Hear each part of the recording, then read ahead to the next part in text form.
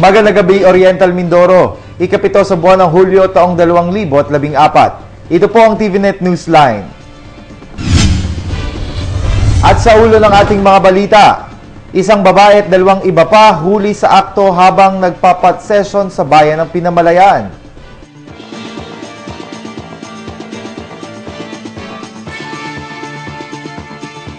Dalawang katao hinuli naman sa bypass operation sa lungsod ng Calapan. At Nutrition Month opisyal nang binuksan.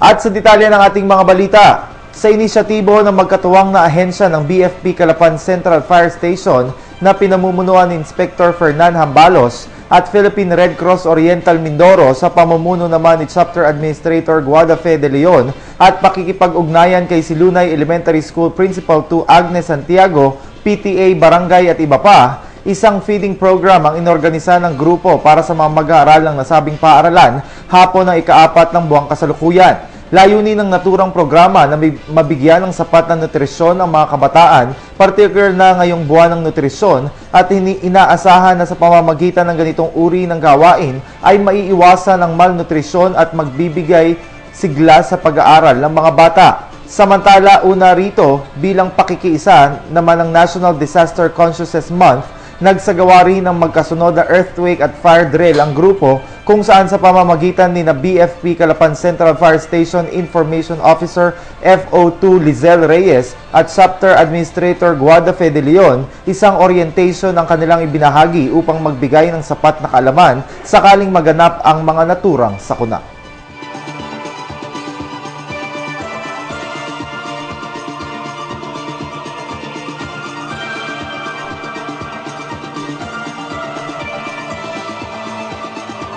Sa ibang balita, bilang bahagi ng paghahanda sa darating na kapistahan sa Barangay Balite, isang fun run ang idinaos nitong ika-6 ng Hulyo, kasalukuyang taon na may temang takbo para sa pamilya. Layunin ng sabing aktibidad na makalikom ng sapat na pondo para sa pagdiriwang ng kapistahan ng barangay. Ayon sa presidente ng kapistahan na si FCK Bandilo, layunin rin ng nasabing event na magkaroon ng pagkakaisa ang mga residente ng barangay. Gusto kong isama ang pamilya. Kasi pagkakasama natin ang tatay, kasi ang tatay loyal sa bahay.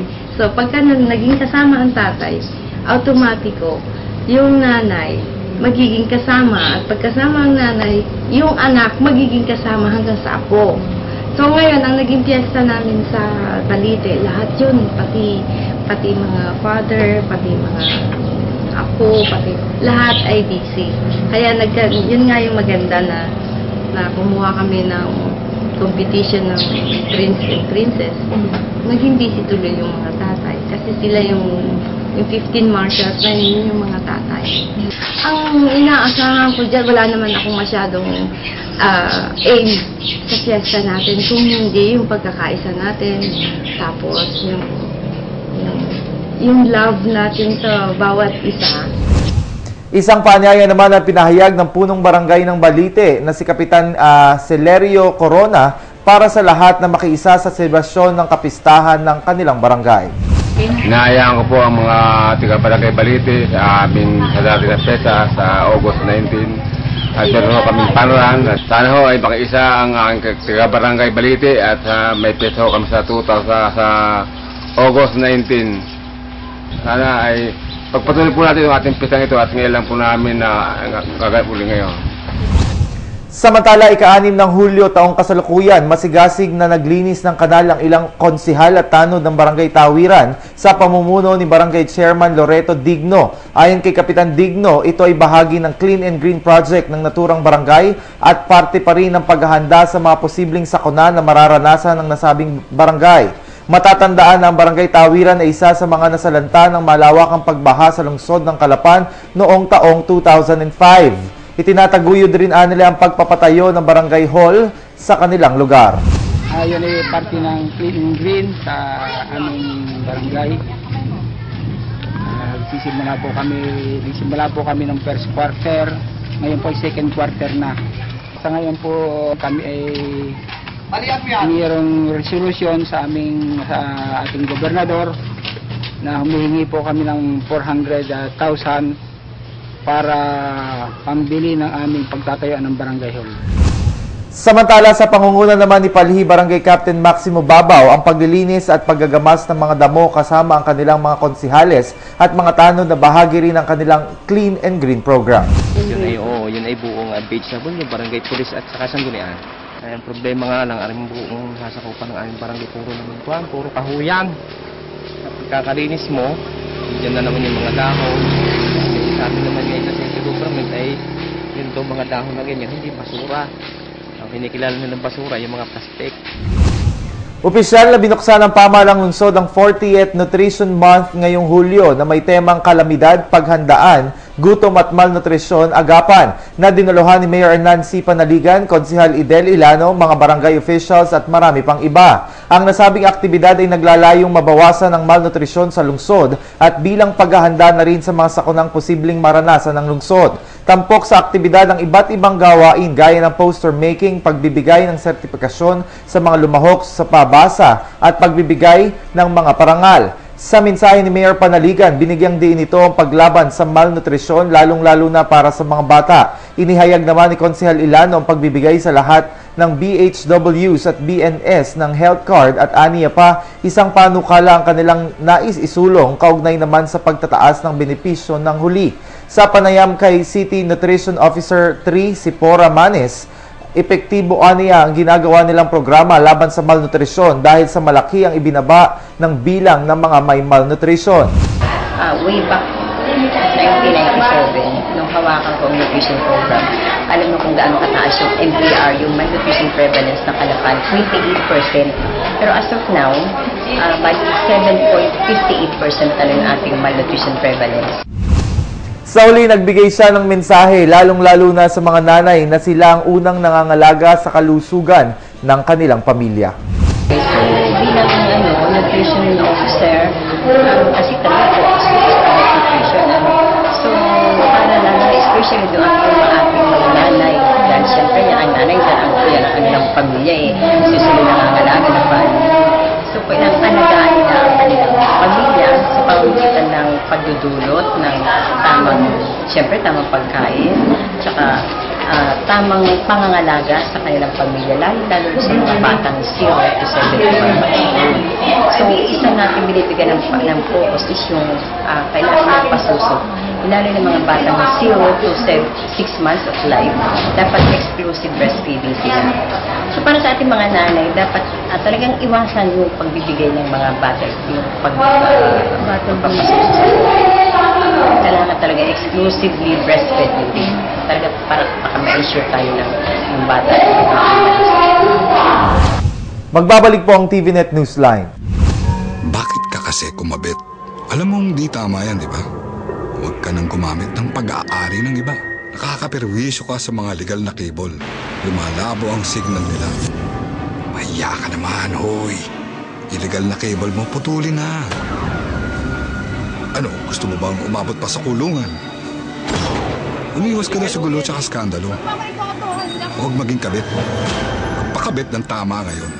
Supported by PCT. Good news po para sa lahat ng subscribers ng Cable TV at Cable Internet. Naisa batas na po ang Anti-Cable Television and Cable Internet Tapping Act of 2013. At ayon dito, bawal makikabit ng Cable TV at Cable Internet. Ang parusa sa sino mang lumabag sa batas na ito ay pagkakakulong at pagbabayad ng malaking multa. Bayad ka na nga, kulong ka pa. Kim Atienza po, nagsasabing pagdating sa batas, hindi weather-weather lang. Huwag maging kabit. Supported by the PCTA. We may live on the same planet, but often we're worlds apart because there are gaps between us. Gaps that are formed because of our differences. At Maybank, we believe we can cross these gaps. We can build bridges that unite people. Bridges that connect us with the future we're planning for. Let's bridge those gaps by being human. Maybank, humanizing financial services across Asia.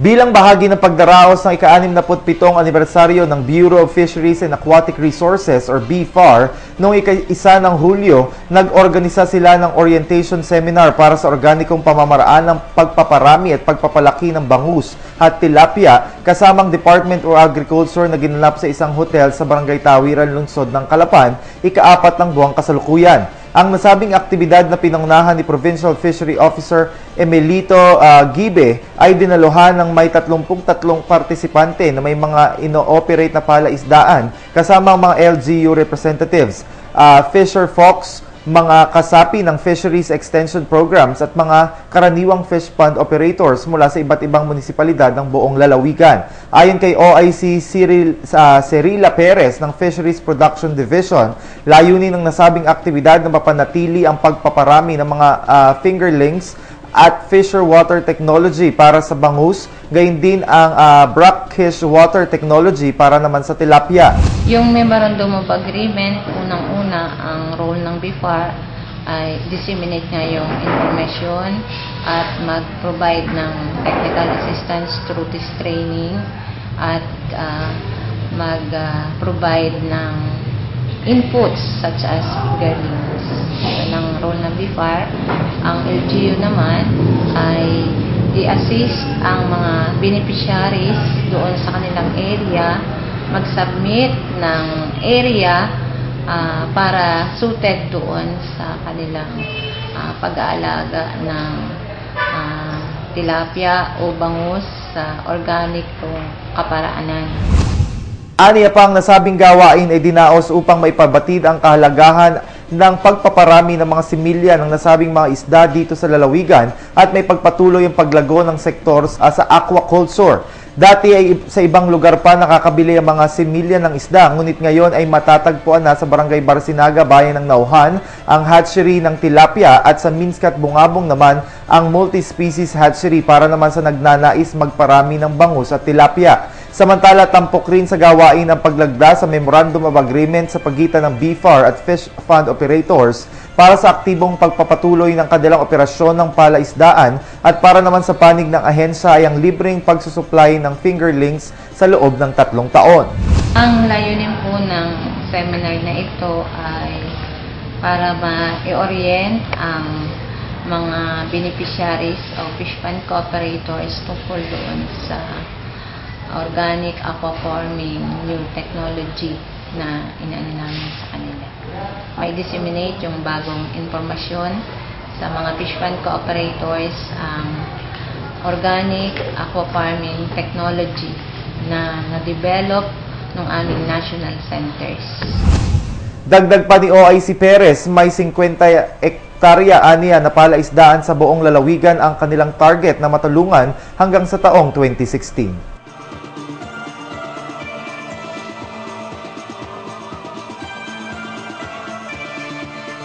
Sa ibang balita, isang outreach program ang sinagawa sa pagtutulungan ng Rotary Club of Downtown Calapan at Rotary of San Pedro East. Ika-5 ng Hulyo sa Sigkuran Minority School, Barangay Villa Cerveza, Bayan ng Victoria. Napili ang naturang lugar ayon sa grupo dahil sa aktibong pakikiisa ng mga taga rito sa mga programa at proyekto ng mga Rotarians na nagbunsod naman upang pagkalooban ng mga pabahay.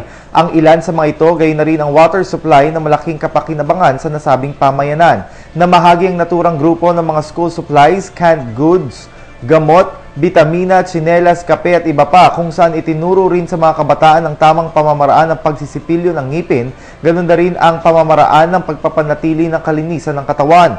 Lubos na pasasalamat naman ang sabay-sabay na sinambit ng mga kabataang mag-aaral dahil sa mga natanggap ng mga ito mula sa mga Rotarians. Samantala, malaking pagbabago. Ito ang masasabi ng sino mang magpupunta sa sitio Sigkuran sa bahagi ng Barangay Villa Cerveza sa Bayan ng Victoria. Matatandaang nito lamang nakarang taon ang huling bisitahin ng grupo ang nasabing pamayanan na dating mangilan-ngilan lamang ang bahay at wala halos nakatira malapit sa Sigkuran Minority School.